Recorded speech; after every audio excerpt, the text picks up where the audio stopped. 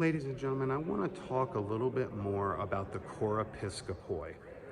In Luke chapter 10, we learn that Jesus had sent out 70 disciples, and he had given them certain supernatural powers with specific instructions about what to do when they went into a town, how to interact with the townsfolk while spreading his message, what to do if the message was received well, what to do if the message was received poorly.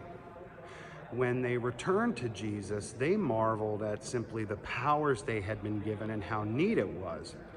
Well, Jesus corrected them and said, hey, don't be excited about these powers that you had. More so, you should be excited that your name is written in the book of heaven at all.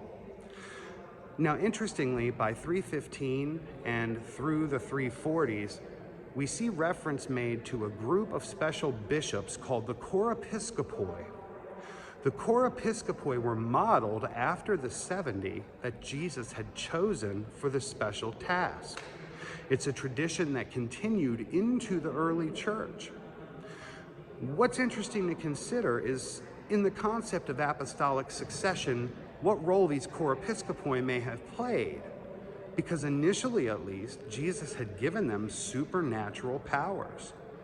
Did the later Chorepiscopi that are described in the canons of the Council of Ankara, Gangra, Neo-Caesarea, those Chorepiscopi from hundreds of years later, during many of the great disagreements early in the church while they were figuring out theology, did they, through some form or ritual, pass what Jesus had taught down to whoever the new 70 would be?